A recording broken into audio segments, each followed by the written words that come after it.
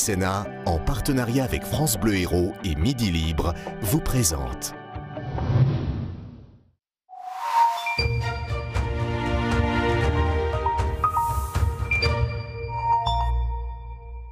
Bonsoir à tous, merci de nous retrouver pour le débat décisif des candidats à la mairie de Montpellier, le seul débat entre les trois candidats que je vais vous présenter. Philippe Sorel, bonsoir.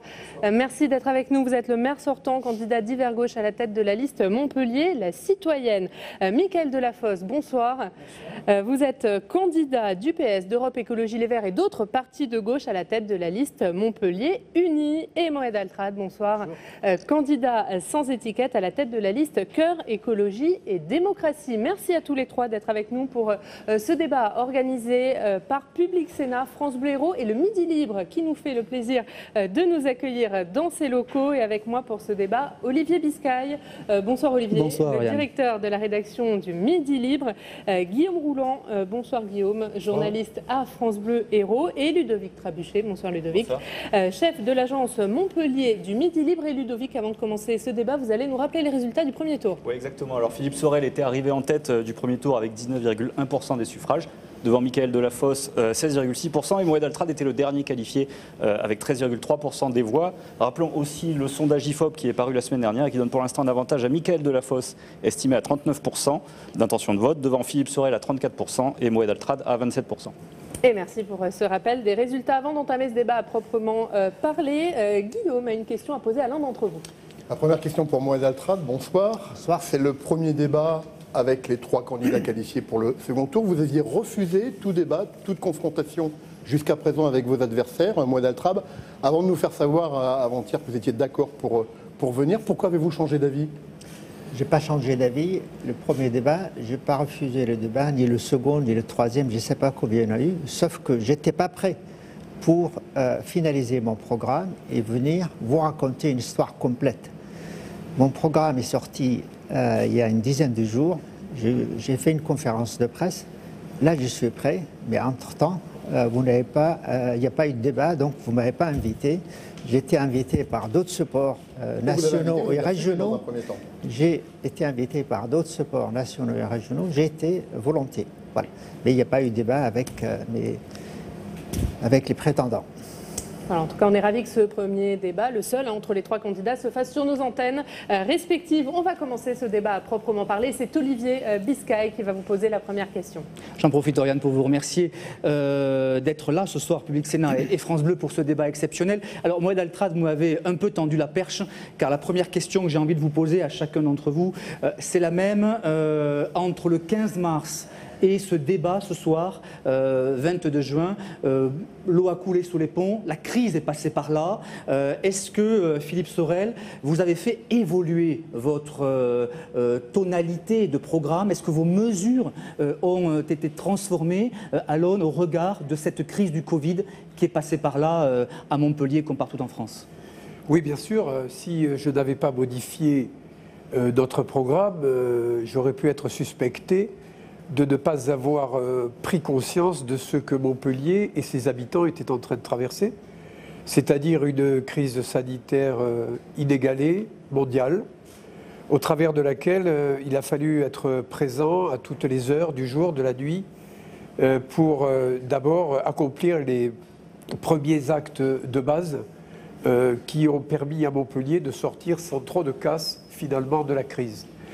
Il a fallu tenir compte de tout cela et modifier le programme du premier tour en raison de cette crise, en adaptant de nouvelles mesures et notamment des mesures sociales. Il y a une mesure particulièrement sociale, vous pouvez nous citer rapidement, qui a été travaillée après cette crise ou pendant cette crise? Oui, il y en a plusieurs, mais... Une, moi. Je peux pas... On reviendra tout au long de ce débat, mais au moins une mesure qui est nouvelle. La mesure nouvelle, c'est que nous allons attribuer à chaque enfant de la ville 100 € pour tous les enfants issus de couples qui reçoivent moins de 2 000 € par mois sur le barème CAF, de telle sorte que nous touchions en cela de très nombreuses familles modestes de la ville et en particulier 35 000 enfants qui pourront être aidés davantage.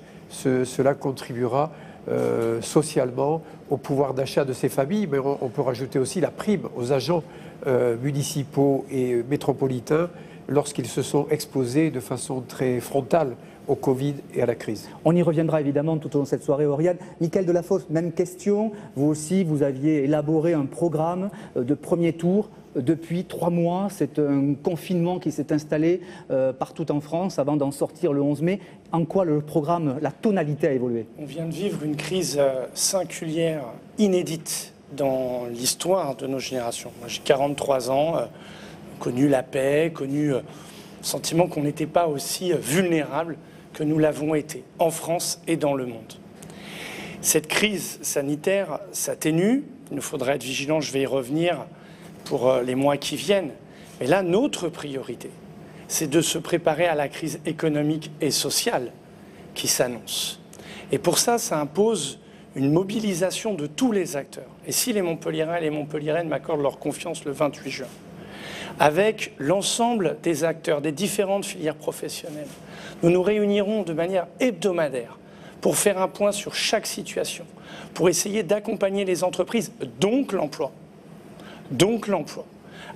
Et c'est parce qu'il nous faut un esprit de coopération face à la crise économique et sociale qui s'annonce. Et un dispositif particulier pour ceux qui vont être les grands sacrifiés, les jeunes, ceux qui vont entrer sur le marché du travail, qui n'ont pas connu leur stage en entreprise, qui n'ont pas été accompagnés. Et là, en lien avec la région, qui a une responsabilité en matière de formation professionnelle, créer un dispositif qui leur est dédié, avec une obligation d'accompagnement. Voilà comment j'ai envie de dire, il faut qu'on soit réactif. Après, je pourrais vous parler de... On y reviendra évidemment, avec plaisir, sur les maisons de santé, dans les quartiers. Donc on l'a bien compris, mesures économiques. Alors Moed Altrad, vous aviez ouvert le débat tout à l'heure en expliquant que finalement, pendant ces 10 jours, vous avez beaucoup travaillé, hein, c'est ce que vous avez dit, à la transformation de votre programme. Concrètement, quelle est sa tonalité et quelles mesures concrètes vous pouvez présenter aux Montpelliérains qui nous écoutent ce soir? D'abord, Mickaël Delafosse nous expliquera comment il va créer des emplois. Je suis très intéressé par ces propositions. On en parlera tout à l'heure, forcément. Mais déjà, je suis très intéressé et c'est la première fois qu'il parle d'économie et de ce genre de choses. Quant à moi, j'avais dès le départ, ça fait 1 an que je travaille sur Montpellier. Ça fait 1 an que je sillonne les rues, les quartiers de Montpellier. Montpellier, c'est quoi? C'est une ville dont le taux de chômage est de 21% de la population active. Et au sortir de cette crise, ça va s'amplifier. Vous pouvez ajouter peut-être 10% de plus. Donc, c'est la première ville de France de sa taille qui a ceci.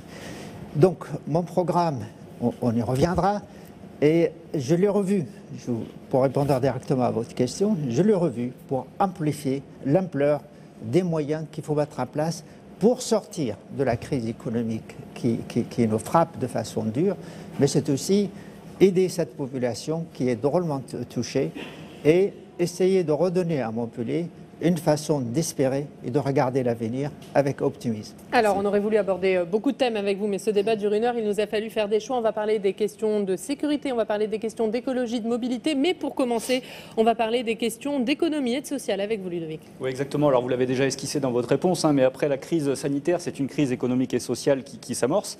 Alors, comment le maire et le président de la métropole que vous espérez devenir peut favoriser l'emploi? Comment attirer les entreprises concrètement sur le territoire? Et on peut commencer par Mickaël Delafosse. Le maire, il doit créer un écosystème favorable à l'entrepreneuriat, à l'innovation. Et depuis 6 ans, il y a un climat de conflit sur notre territoire. Nous ne faisons pas ensemble.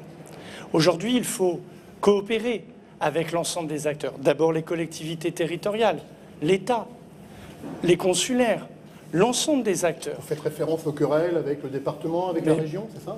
Par exemple, parce que aujourd'hui, ces querelles-là, c'est du luxe. On voit bien que sur la compétence développement économique est une compétence de la région, partagée avec celle de la métropole. Faire ensemble pour être plus efficace. Et puis, il faut porter une politique lisible d'investissement. Et nous proposons un Green New Deal, et en particulier, là, sur la sobriété énergétique, la rénovation thermique des bâtiments pour engager la transition écologique, activer ce mouvement-là, parce que derrière, ce sont des entrepreneurs qui se positionnent, des artisans, et donc de l'activité, et donc de l'emploi. C'est D'abord cela. D'autres mesures, naturellement. Par exemple, la protection du commerce de l'Écusson en arrêtant le projet Aude à la mer, commerce dans les quartiers. Il ne faut pas rajouter de la désespérance. Et puis, de manière plus volontariste, c'est un des enseignements de la crise. Reconquérir notre souveraineté sanitaire. Le 20 août 2020, on fêtera les 800 ans de la faculté de médecine. Et c'est pour ça que je propose un pacte Hippocrate autour des enjeux de santé, d'environnement, d'alimentation, de bien-être, autour de cet écosystème. À Toulouse, mais bien sûr, parce qu'à Toulouse, ils ont les avions. À Montpellier, notre atout maître, c'est autour de la médecine. Preuve en est d'ailleurs l'implication remarquable du CHU. Mais vous avez un objectif de création d'emplois possiblement sur les 6 ans à venir sur le territoire de la métropole? De manière très claire. Je pense que ceux qui disent qu'ils vont créer tant d'emplois ne respectent pas les électeurs. Je crois qu'il faut créer un environnement favorable à la création d'emplois. Ceux qui créent l'emploi, ce sont les chefs d'entreprise. Et c'est pour cela qu'il doit exister un climat favorable de coopération pour pouvoir les accompagner. Si d'autres ont des objectifs chiffrés et mesurables, qui me disent comment, je crois que... Moed Altrad, justement, vous êtes chef d'entreprise. Comment vous comptez créer de l'emploi? Est-ce que vous pouvez attirer certains de D'abord, je vos voulais collègues? dire à M. Delafosse, je suis expert en la matière et je cherche à comprendre quel est le programme de M. Delafosse pour créer de l'emploi et pour aider cette population qui sorte exsangue de la crise. Je vous avoue, je ne comprends pas ce qu'il me dit. Et le vôtre, pourtant, alors? je ne suis pas né hier. Pourtant, je suis reconnu mondial. Pourtant, j'ai des choses à dire en la matière. Donc, c'est les entreprises qui créent les emplois, c'est la collectivité qui va créer des conditions favorables. Ce sont des mots vides. Croyez-moi, ce sont des mots vides. Si j'étais pas à Montpellier et quelqu'un me demande de venir m'installer à Montpellier, j'écoute un discours comme ça. J'arrêterai immédiatement, je ne reviendrai plus à Montpellier. Pour créer, je suppose, votre question, vous demandez quel est mon programme. Quel est votre discours, justement, pour attirer les entreprises? Mais le discours, justement, le discours, c'est le programme que j'ai proposé. Peut-être que je n'aurai pas le temps de vous expliquer tout ce programme, parce que c'est un peu long. C'est un investissement. Peut-être une ou deux mesures. Pardon? Pas tout, mais peut-être une ou deux mesures. Bah, écoutez, tout, on n'aura pas le je temps. vais vous l'esquisser. Donnez-moi 2 minutes, c'est possible ça? Allez-y. Après, vous invitez à donner la parole à monsieur Delafosse. Il expliquera peut-être davantage son programme de création d'emplois. Je prévois, contrairement à ce qu'a dit M. Delafosse, c'est dans la période actuelle, il faut mesurer l'ampleur de la difficulté de l'économie. Il n'y a qu'un plan keynésien, provisoire bien sûr, qui va relancer l'économie. Il n'y a pas autre chose. Je ne vois pas comment les entreprises qui sortent aujourd'hui en quasi-situation de faillite, il y en a beaucoup, comment ils vont redémarrer tout seuls. Et les banques, ils ne vont pas prêter. L'État français accorde quelques garanties de l'État, mais ce n'est pas ça qui va créer la crise. Donc c'est la collectivité qui doit venir financer la collectivité, bien sûr, il faut une gouvernance apaisée. Bien sûr, il faut que le maire actuel puisse discuter avec l'ensemble des élus de la municipalité, avec la région, avec le département, avec l'État, et surtout aller au-delà de la France, sortir en Europe et au-delà. Donc mon programme, c'est 1,135 milliard. 100 millions, je vais investir dans l'hôpital sur une période de 2 ans. 35 millions pour faire 135 millions. Donc 10 millions pour les associations. On en a 2600 associations à Montpellier. Et c'est ça qui crée un peu d'espoir, un peu d'optimisme et un peu d'énergie. Et rapidement, cet argent, vous le trouvez où? Vous ne pouvez pas me demander tout en même temps parce que vous n'allez pas y arriver. Philippe Sorel a déjà beaucoup de retard. Il reste les 25 millions et après je vous expliquerai le 1 milliard. Donc 25 millions pour accorder à chaque foyer fiscal en difficulté 1 000 € dès le mois de juillet si les Montpelliérains acceptent de m'élire en tant que maire de Montpellier. Philippe Sorel, la création d'emplois, on le verra avec une rentrée sociale que tout le monde annonce agitée, sera une nécessité. Je voudrais qu'on s'arrête un instant. Michael Delafosse en a parlé, l'abandon du projet d'Aude à la mer. Vous vous êtes désengagé il y a quelques jours alors que vous étiez favorable. Là aussi, c'est un peu la même question. Vous avez changé d'avis? Et préciser, Guillaume, ce qu'est Aude à la mer, notamment pour les Projet de téléspectateurs centre publics commercial important sur Montpellier. Pourquoi vous avez, il y a quelques jours, fait une annonce qu'on n'attendait pas? C'est un coup politique? Je vais vous passer mon programme de premier tour parce que vous ne l'avez pas lu. Si. Non, non. L'abandon des centres commerciaux de périphérie pour soutenir le centre marchand est inscrit ici. Vous ne précisez Alors pas simplement, Au-delà-la-mer. bon, on va pas polémiquer et vous savez très bien que Vous ce avez qui est revu vos important dans la priorités par rapport discussion, notamment à la crise sanitaire qui est passée par là. si vous c'est ça permettez, d'abord le projet Aude à la mer n'est pas arrêté contrairement à ce que vous dites. Le projet Aude à la mer, c'est 250 hectares et il s'agit seulement du projet commercial de 13 hectares. Et si vous regardez bien le timing, il devait être arrêté après les élections municipales. Ce n'est pas moi qui ai introduit le Covid. Si les élections municipales avaient terminé au mois de mars, eh bien l'échéance pouvait être arrêtée par le contrat, par la revoyure de l'avenant du contrat à la fin du mois de juin. Donc c'est le timing qui a fait. Donc c'est une question de calendrier, d'agenda. Mais ce qui est important, c'est que ce sont les chefs d'entreprise qui créent l'emploi. Effectivement. Et comme l'a dit M. Altrad, la collectivité doit apporter les aides nécessaires pour créer le climat propice pour pouvoir installer ces entreprises et créer des emplois. À ce propos, faire le procès de la mésentente avec le département pour l'économie, c'est quand même fort de café, parce que les départements n'ont plus la compétence économique. Ce sont seulement les régions et les métropoles. Oui. Les départements n'ont plus la compétence économique. Et le tourisme. Les départements n'ont Et le plus la tourisme. compétence Et le économique. tourisme. Il ne faut pas mentir aux Stratégique. électeurs. Monsieur le Et candidat du Parti socialiste et du l'accompagnement. système socialiste, vous mentez en permanence. Alors c'est quand même compliqué de pouvoir avoir un débat honnête. Les départements n'ont plus la compétence économique. Tout le monde le sait. Ce que nous avons fait à la métropole de Montpellier, et grâce à la French Tech notamment, grâce à la médecine, grâce à l'ensemble des start-up et des entreprises que nous avons installées, c'est nous avons fait reculer le chômage de 2,7 points, créer 31 000 emplois, et nous allons aller plus loin parce que nous allons créer une agence économique qui sera susceptible, en étant extérieure, pour éviter les problèmes de gouvernance qui peuvent voir le jour. Dans toutes les collectivités, il y a des problèmes de gouvernance. Il n'y a pas qu'à Montpellier. Il y a une majorité et une opposition. Et la majorité gouverne et l'opposition s'oppose. Mais vous estimez C'est possible cela. de relancer l'économie dans cette métropole par vos actions? Bien sûr que l'économie mérite d'être largement soutenue et par la découverte de nouveaux domaines, que ce soit l'agroécologie durable, que ce soit la médecine du futur, que ce soit l'industrie positive que nous sommes en train de mettre en place, encore des domaines sur lesquels nous devons investir et qui sont générateurs d'emplois. Guillaume Rouland évoquait tout à l'heure Aude à la mer. Peut-être qu'on pourrait faire réagir Mickaël Delafosse, puisque c'était l'une de vos promesses d'arrêter Aude à la mer une fois installé dans le fauteuil de maire. Oui, je suis surpris que celui qui avait pris l'engagement d'être un maire à plein temps et qui parle de sincérité, le 15 décembre 2014, une promesse est signée du président de la SA3M, ici présent, d'étendre de 70 000 m² le projet commercial au début de son mandat.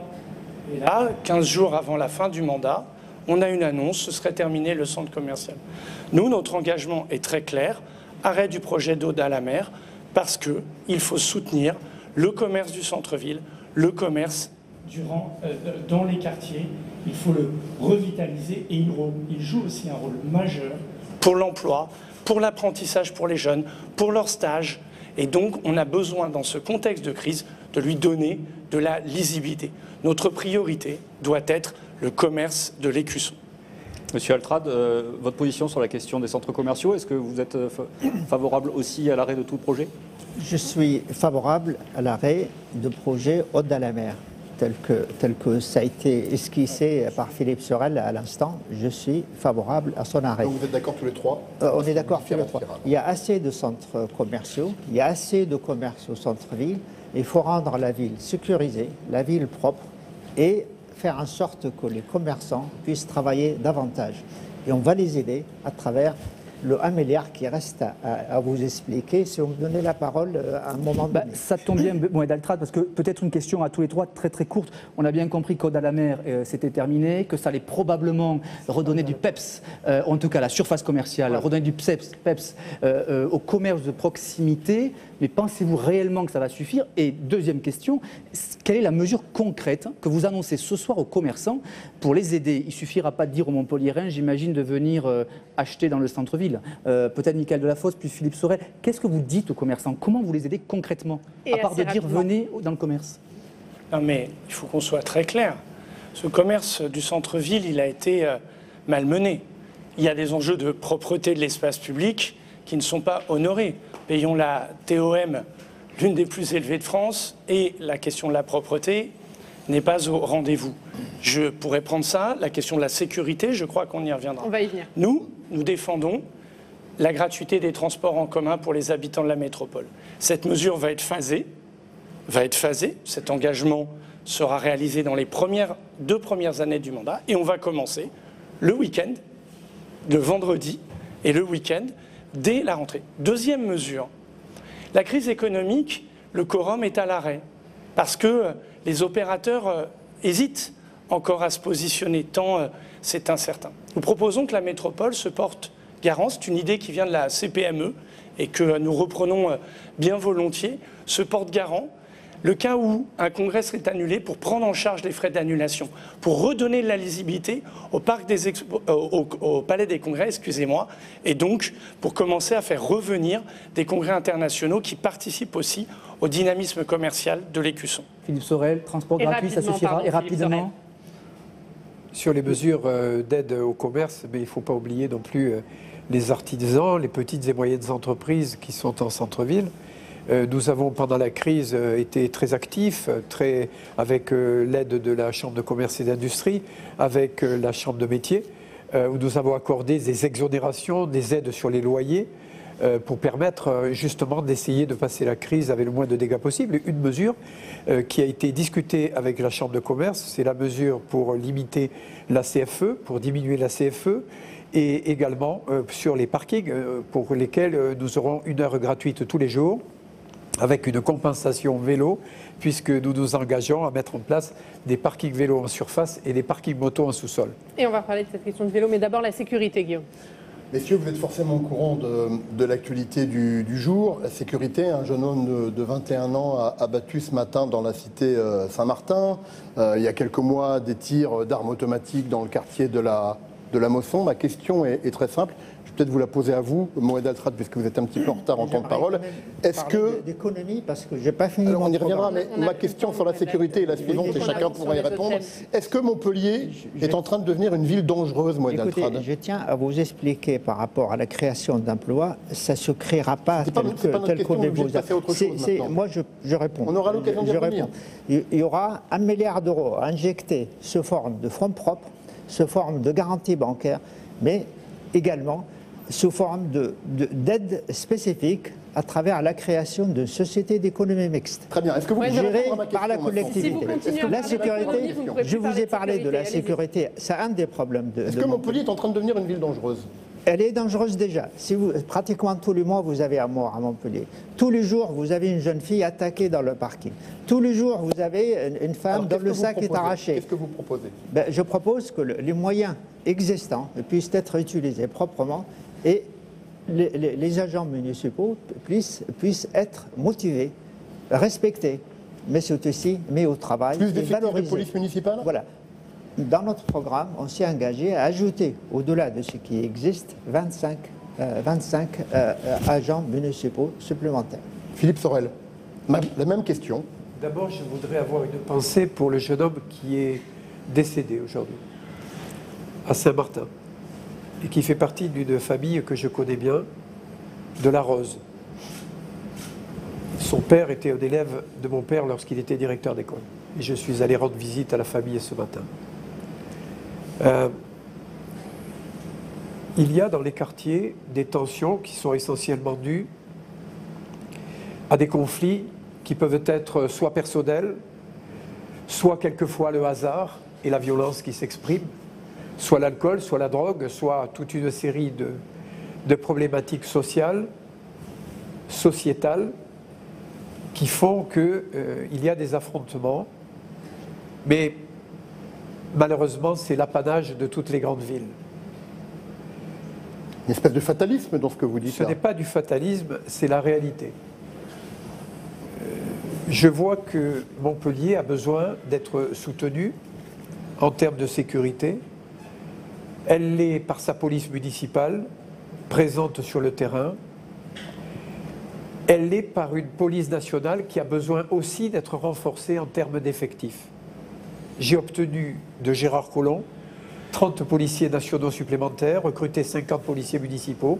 Dans notre programme, il y en a 100 qui viendront après, avec un commissariat 100 complémentaires portant à 283 la police municipale sur ses effectifs complets. Cela nécessite la création de nouveaux commissariats avec de nouveaux moyens techniques, vidéosurveillance et puis utilisation de PC mobiles. Mais cela ne gérera pas, malheureusement, la violence qui peut exister ici ou là, parce qu'il y a un conflit, parce qu'il y a... Alors, vouloir imaginer une société sans violence, c'est le rêve de tous les politiques, c'est le rêve de tous les philosophes, mais malheureusement, la réalité nous ramène à cela. Michael Delafosse. Oui, vous partagez l'opinion de Philippe Sorel sur ce point où la violence... Je crois que Montpellier peut se valoriser d'avoir tenu le cap en termes de sécurité, même s'il y a des violences, des attentats à la personne.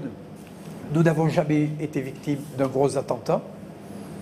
C'est une des rares villes et je souhaite vraiment que cette situation continue. Mais nous n'avons pas eu ce type de...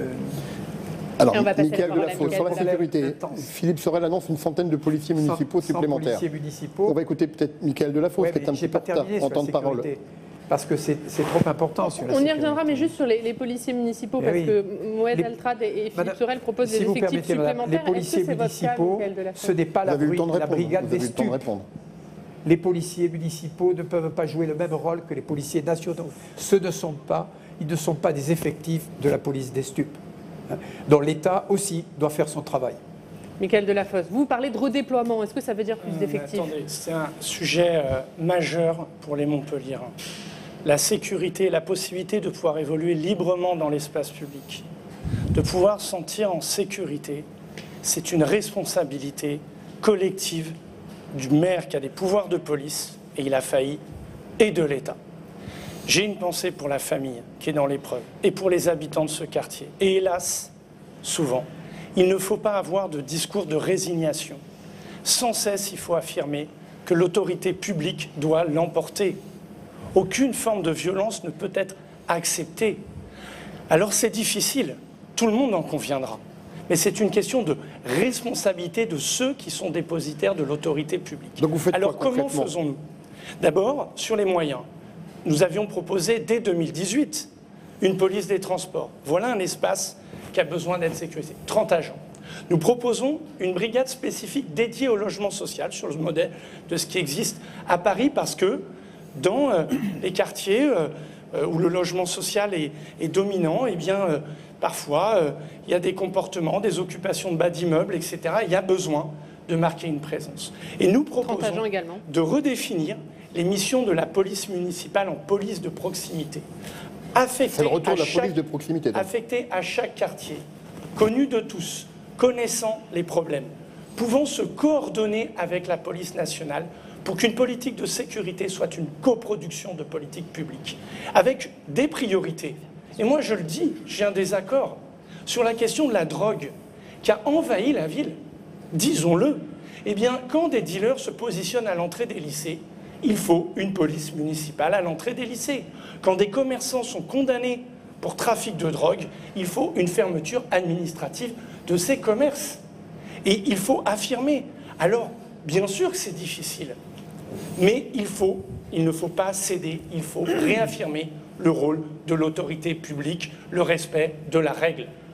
Monsieur Altrad, vous êtes d'accord avec le redéploiement des missions de la police? Est-ce qu'il faut une police de proximité? Moi, je pense, si vous voulez, ce qu'on peut décider à l'échelle d'une ville comme Montpellier n'est pas valable pour tous les quartiers. C'est pour ça, dans notre programme, on a décidé d'avoir un référent par quartier, qui est quelqu'un du quartier, qu'il faut former, à qui il faut donner les moyens, et bien sûr qui sera intégré dans la logique globale de la sécurité. Qui sera un policier municipal? Je ne sais pas ce qui sera quelqu'un qui est connu par le quartier, qui a l'autorité, qui serait formé. C'est ça, c'est le retour des grands Écoutez, frères. dans certains cas, on l'appellera grand frère, dans d'autres cas, je ne sais pas comment il faut l'appeler, grand-père, comme vous voulez, mais c'est quelqu'un qui comprend le quartier, qui connaît tous les gamins.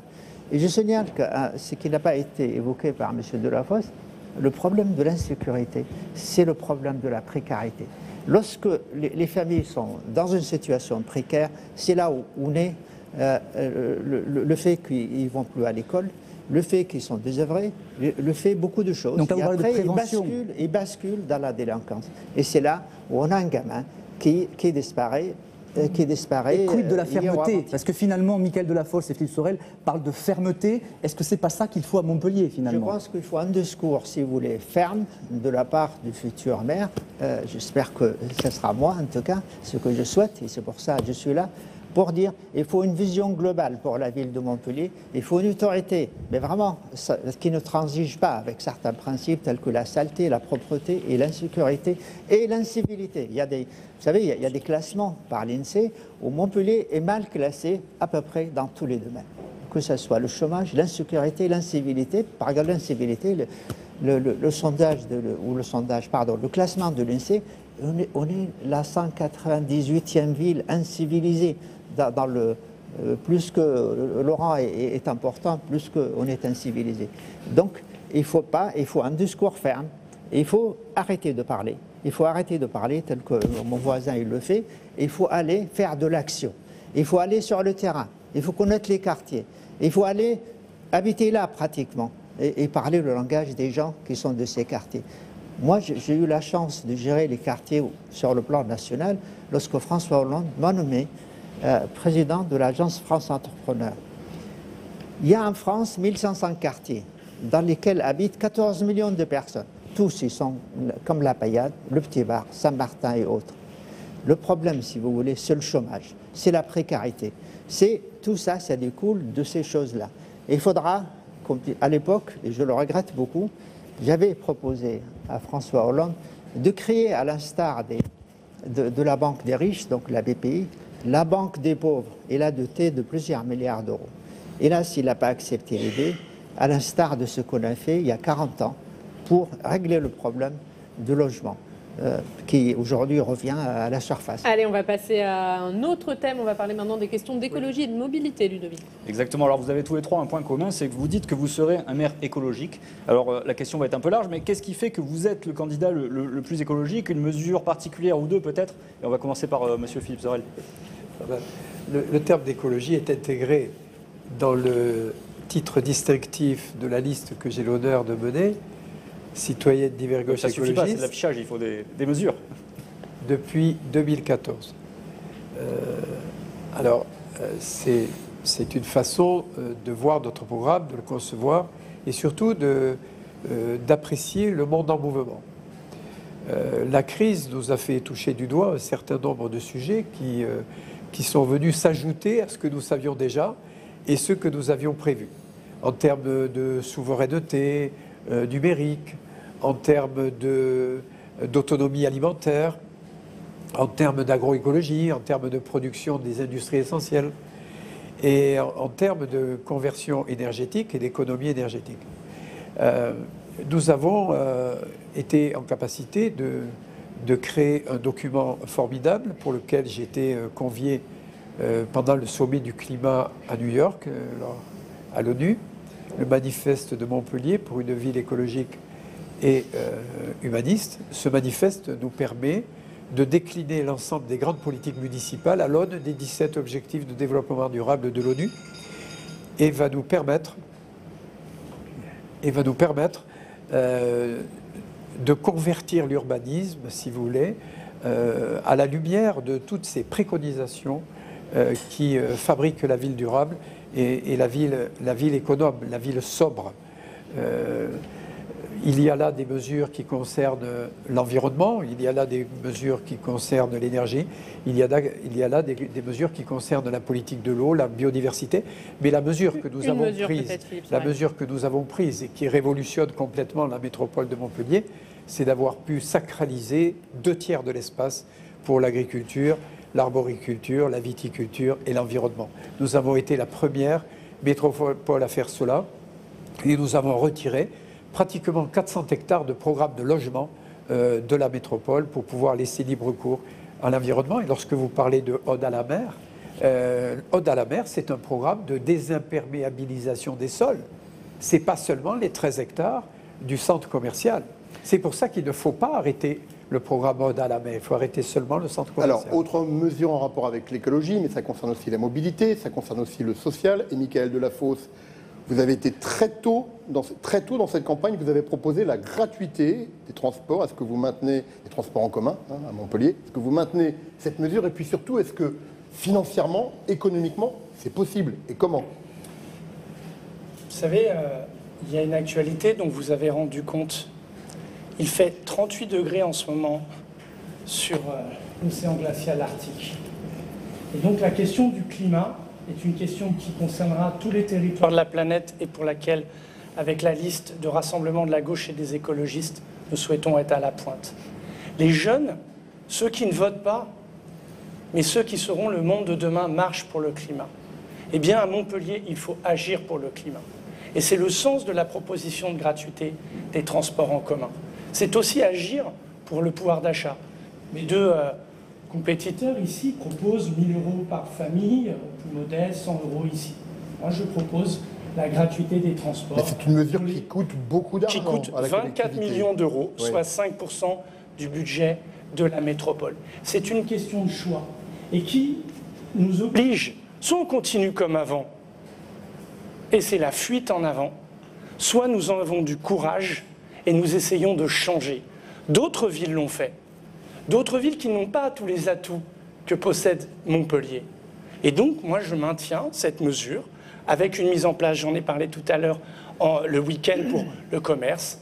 Ensuite, au début de l'année prochaine, pour les plus de 65 ans, les retraités, pour les moins de 25 ans, les plus jeunes, et à un horizon de 2 ans, pour l'ensemble des habitants de la métropole. Mais juste pour vous répondre, Monsieur Biscay, il y a aussi quelque chose qu'il faut changer si on veut avoir une approche écologiste de notre ville. Nous aussi, on a une formation Europe Écologie Les Verts à nos côtés, très impliquée là-dessus. C'est notre approche de l'urbanisme.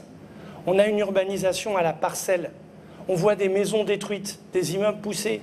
Bref, des quartiers où là, la congestion automobile l'emporte, où les écoles débordent, où ça n'est pas concerté, ça n'est pas cohérent.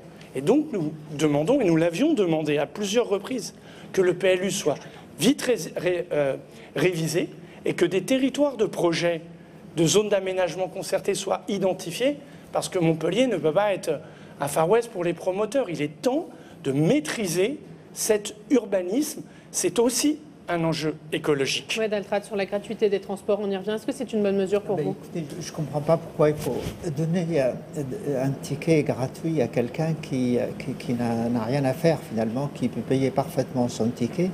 Par contre, il faut peut-être arbitrer en faveur des gens qui sont défavorisés. Ce sera davantage pertinent. Mais juste un mot sur l'écologie. L'écologie, c'est une composante importante dans notre programme. Hélas, peut-être que... hélas, mais ça, c'est pas écologique comme mesure pour vous? Le quoi? Développer le transport à travers la gratuité. Écoutez, le transport, c'est pas le tramway qui pollue, quoi. L'écologie... Recours au transport plutôt qu'à la voiture. Non, mais l'écologie, si vous voulez, il y a plein de composantes. Qu'est-ce que vous attendez de quelqu'un qui est au chômage, qui n'a pas à manger? Là, il va polluer. Vous comprenez? Donc, c'est une mesure globale. Ce qui manque dans ce que j'entends, c'est une cohérence globale dans la démarche pour que toute la société travaille ensemble, pour que toute la société s'élève et qu'elle ait un espoir et des objectifs et se mette au travail pour créer des ressources pour la collectivité, pour que la collectivité puisse réinvestir et redémarrer l'économie. 1,135 milliard. Mais j'espère qu'à court terme, ça sera multiplié par 4. Parce que lorsque vous investissez 1 million d'euros, vous ne vous attendez pas à ce que ça ne revienne jamais. L'idée, c'est de relancer cette machine qui est en panne. Et mon programme, si vous voulez, d'aller voir entreprise par entreprise, il y en a beaucoup à Montpellier, et dire quels sont vos besoins. Et c'est comme ça que ça va rejaillir sur le tout. Aujourd'hui, on entend des mesures où on consomme l'argent de l'État. Moi, de l'État, de la collectivité. Moi, je souhaite investir l'argent de la collectivité. Lorsque vous rendez le transport gratuit, ben, c'est de l'argent qui est dépensé, il n'y a pas de retour. Je ne sais pas ce que vous attendez comme retour.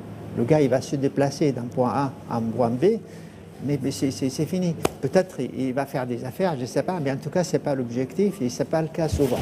Merci, Moed Altrad. Philippe Sorel, une question, courte réponse rapide avant de laisser la parole à Ludovic Trabuchet.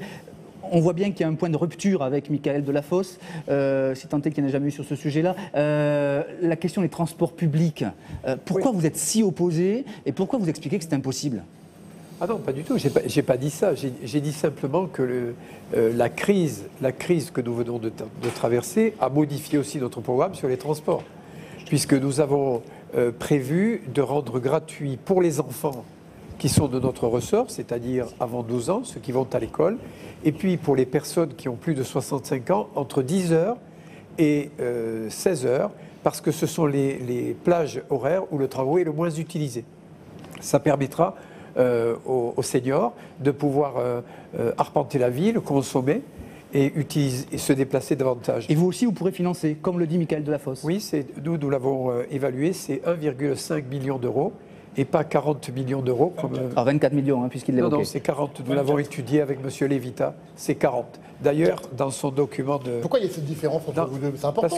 Parce que dans son document suivant, moi j'ai le document que le candidat du Parti Socialiste a édité, le deuxième, et force est de constater qu'il revient déjà sur la gratuité en bas du document. Je lis « Gratuité des transports pour les habitants de la métropole, le week-end dès le vendredi midi, le plus rapidement possible. » C'est ce qu'a évoqué Michaël Delafosse en instant. Gratuité permanente avant la fin du mandat. Donc, le lendemain de l'élection, on ne voyage pas gratuit. Il ne faut pas mentir aux électeurs.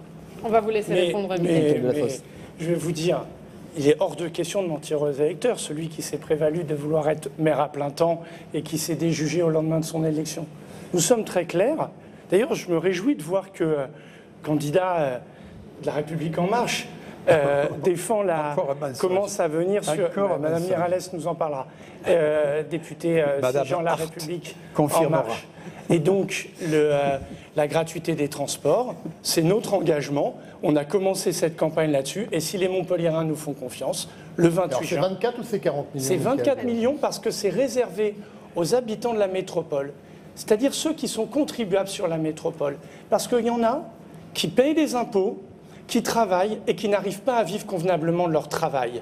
Et que trop souvent, quand on a juste un discours autour des minima sociaux, ce qui est très louable, eh bien, il y a des gens, comme les gens que j'ai eu l'occasion de rencontrer juste avant, qui vous disent ben, « nous, on gagne, mais c'est quand même difficile ». Et donc, notre idée, c'est d'en faire une des mesures qui est une fiscalité redistributive qui profite à tous. Voilà notre proposition de gratuité des transports à un horizon de 2 ans pour l'ensemble des habitants de la métropole. Comment fait-on le tri à l'entrée du tramway pour savoir si la personne habite à l'intérieur de la métropole ou à l'extérieur? C'est un facteur discriminant. Mais tout simplement, comme ça se passe au musée Fabre, à la patinoire, avec son passe métropole, où il y a un tarif différencié, et un ressortissant de la métropole posera sa carte de passe métropole. Aussi simplement que cela. Et je suis sûr que vous contribuerez à nous donner quelques bonnes idées sur ce sujet. En tout cas, j'y serai très ouvert. N'anticipez pas trop vite. On va avancer. On est encore sur les mobilités. Alors, il y a un dossier qui est devenu un marqueur du débat écologique. C'est le contournement ouest. Donc, pour les téléspectateurs, une voie rapide qui doit relier les 2 autoroutes à l'ouest de la ville. Alors, est-ce qu'il faut poursuivre ce projet ou non, Michaël Delafosse? Oui. Ça doit être un boulevard urbain à l'ouest de la ville, mais financé par l'État, qui en a la responsabilité. C'est ce que vos alliés d'Europe Écologie Les Verts réclament. De ce point de vue-là, nous avons une appréciation différente. Avec Europe Écologie Les Verts, ce qui nous rassemble est plus important que ce qui nous divise. Comment vous allez faire si vous êtes demain aux commandes avec Europe Écologie Les Verts? Parce que moi, j'entends être un maire dans lequel son conseil municipal, une pluralité s'exprime. Et sur ce point, je ne leur ai pas demandé de se déjuger, tout comme pour ma part, mes engagements du premier tour, je ne vais pas m'en déjuger. Là où nous avons un point d'accord, c'est que ce n'est pas l'argent du contribuable de la métropole qui doit le financer, il ne doit pas se substituer à l'État. Et donc j'irai plaider ce dossier. Pourquoi? parce que la métropole, elle doit consacrer ses investissements sur les mobilités actives, les mobilités piétonnes, rue du Professeur Forgues, une rue sans trottoir, où il y a, pour quelques mois encore, c'est vrai, la maison de retraite des Violettes et où on n'est pas en situation de sécurité, une avenue de la Liberté, qui elle aussi a son lot de décès régulièrement et pour laquelle il faut agir, tout comme il faut donner une place aux mobilités cyclables. Notre ville, de ce point de vue-là, a pris beaucoup de retard et le cycliste que je suis en est convaincu. Alors les alliés de M. Altrad, les alliés écologistes de M. Altrad disent que c'est de l'écologie de compromis. M. Altrad, est-ce que ça veut dire que vous êtes opposé à la poursuite de ce contournement? Écoutez, il y a plein de sujets qui sont évoqués ici. D'abord, je fais une remarque, lorsqu'on parle du même sujet, il y en a un qui dit 40 millions, l'autre c'est 24. Donc ça, je suis étonné. Bien sûr, il donne des explications, mais admettez que c'est assez vague, pas assez précis. On parle quelque part dans le vide. Je pense qu'il y a plein de sujets autour de la commune de Montpellier et sa métropole. Il y a plein de sujets. L'argent n'est pas illimité. L'argent n'est pas illimité. Je pense qu'il faut l'orienter là où il faut. Moi, je ne suis pas tout à fait favorable pour ce contournement ouest de Montpellier. Je ne suis pas favorable parce que je pense qu'il y a des sujets beaucoup plus prioritaires.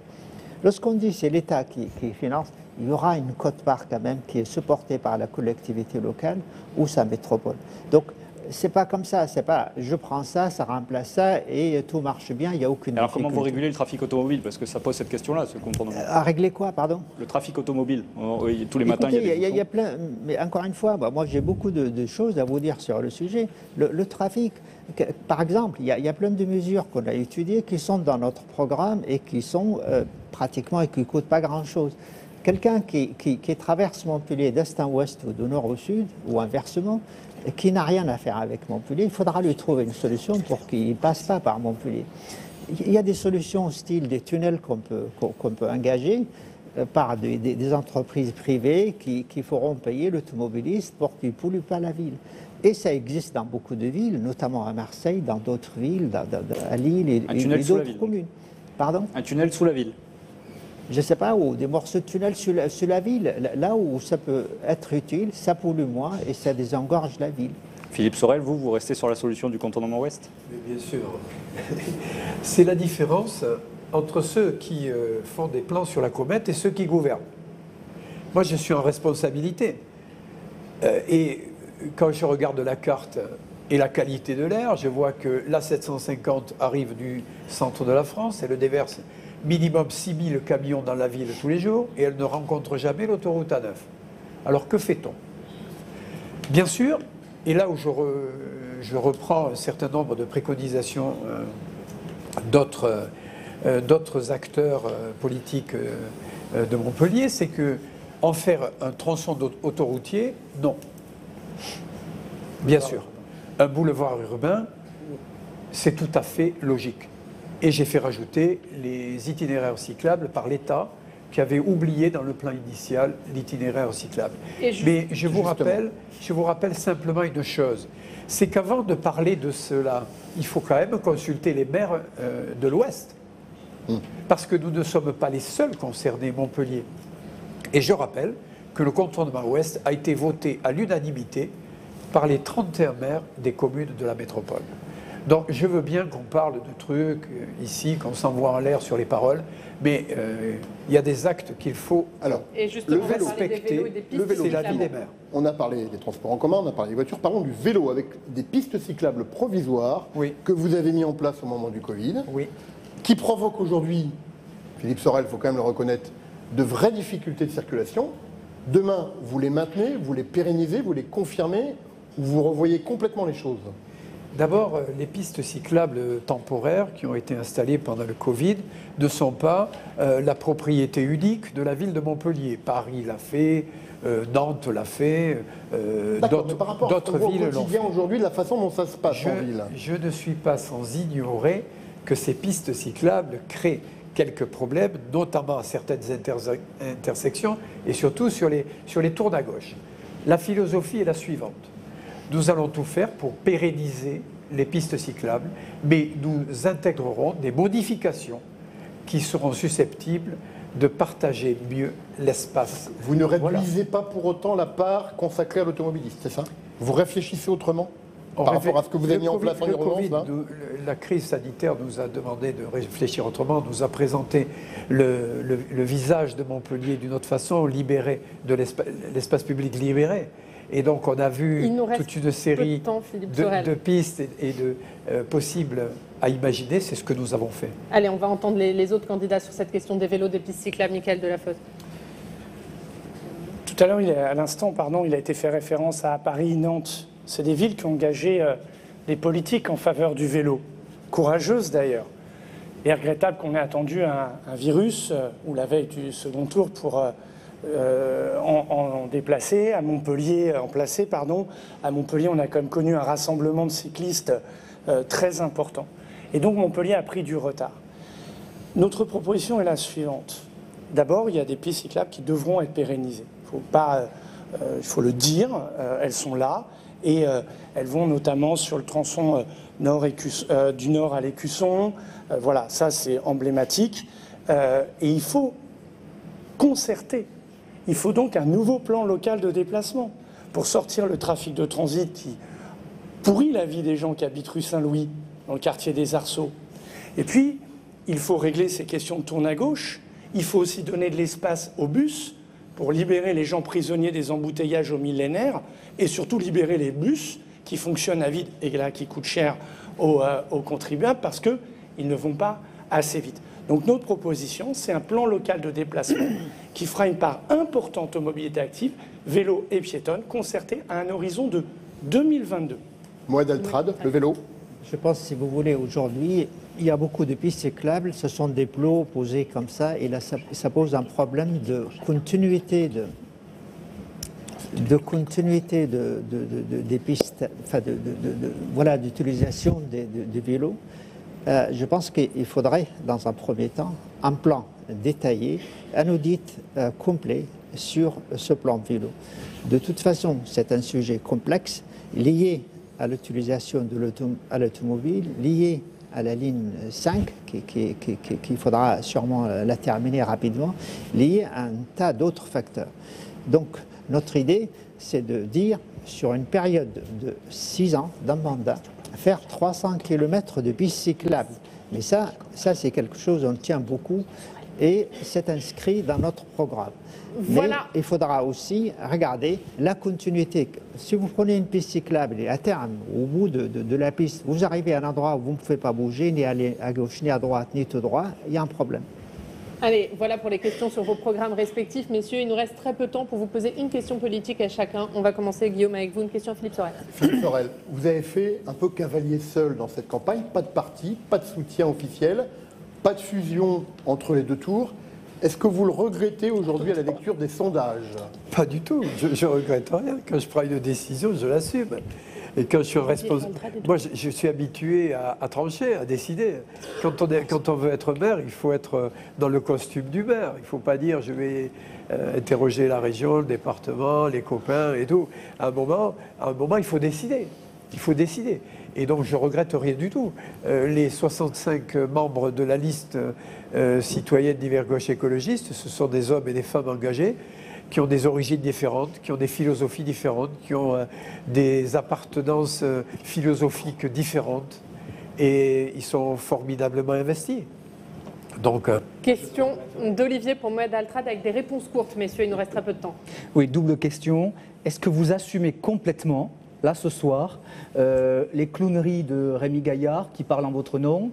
Et deuxièmement, est-ce que vous assumez l'alliance hétéroclite dont vous êtes à la tête? Écoutez, c'est votre définition, c'est le qualificatif. Non, c'est lui-même qui dit je suis un clown. Écoutez, vous orientez la réponse, je vous dis, si vous lisez le livre que j'ai édité il y a un an, il s'appelle Le cœur et l'action. Absolument. Il a été diffusé à 40 000 exemplaires. Une des premières pages dit « Je ne suis pas politique, je ne veux pas être politique, je veux pratiquer la politique telle que les Romains l'ont définie, c'est-à-dire être au service de la cité. » Mais je dis aussi « Je suis apolitique » et par définition de la politique divise les gens. On le voit ici à travers nos avis. Mais je termine, madame, laissez-moi juste terminer. J'assume la faculté et l'envie que j'ai de rassembler très large Et je trouvais Rémi Gaillard, je trouvais Madame Ollier, je trouvais Madame Dulin, qui représentent des couches très importantes de la société montpelliéraine, et c'est conforme à ce que j'écris, à ce que je crois. Si je suis lunaire, je serai celui qui rassemble, qui ne va exclure personne. J'arrête, madame, comme ça. Merci beaucoup. Surtout que vous aurez un petit peu de temps pour la conclusion. Oui. Et une dernière question politique pour Michaël Delafosse, au sort du premier tour, vous appeliez à l'union de la gauche. Forcé de constater que vous ne l'aviez pas réussi totalement, puisque Mme Ollier et Mme Doulin ont rejoint Moed Altrad. Est-ce que c'est quelque chose que vous regrettez? Au vu des déclarations de ce soir et de ce que j'ai vu, non. Je crois qu'il faut rassembler Montpellier.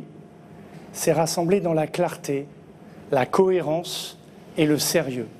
Depuis de longs mois, grâce à vous, nous menons ce débat démocratique pour l'avenir de notre ville. Et donc, moi, j'ai le rassemblement de la gauche, des écologistes et de tous ceux qui aspirent au changement dans la ville. C'est le sens du terme de notre liste Montpellier Uni.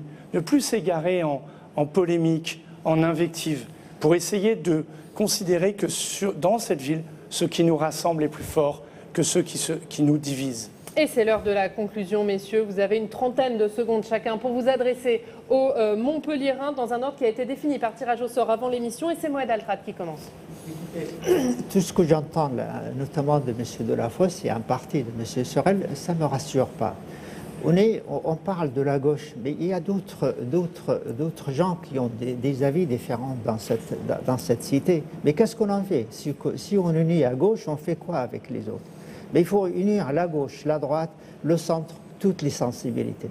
Et c'est comme ça que vous allez réussir votre programme.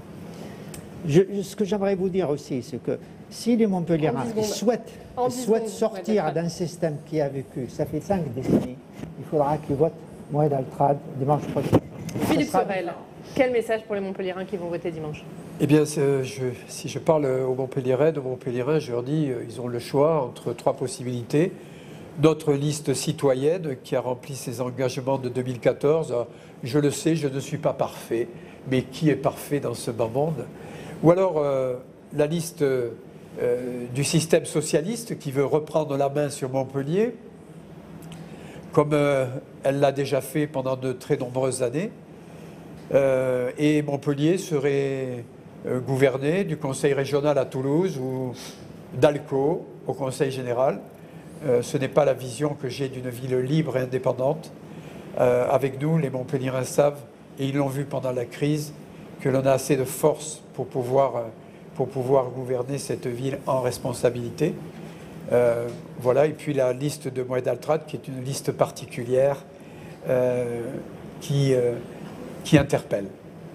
Et Michaël Delafosse, c'est vous que le tirage au sort a désigné pour conclure. Une quarantaine de secondes. Chers Montpelliérains, chères Montpelliéraines, depuis de longs mois, je suis engagé dans cette campagne où j'ai rassemblé la gauche, les écologistes et au-delà, puisque 47% de notre liste est issue de la société civile, traduisant la diversité de Montpellier. J'ai refusé de m'égarer dans des invectives, des polémiques, parce que depuis 6 ans, nous avons une gouvernance qui oppose. Nous avons des mots qui blessent. Je crois qu'au contraire, nous avons des défis immenses devant nous. Et nous avons besoin d'apaisement, de rassemblement et de sérieux pour être à la hauteur de l'enjeu du défi climatique, de l'écologie, mais aussi des enjeux économiques, de cohésion sociale, et que Montpellier, qui est une ville qui a des ressources incroyables, soit à nouveau une ville vers laquelle les regards se tournent. Merci beaucoup, merci messieurs d'avoir accepté de participer à ce débat, le seul débat entre vous trois. Merci à France Bleu Héros, merci au Midi Libre qui nous a accueillis dans ses locaux. Merci à tous de nous avoir suivis, très bonne soirée.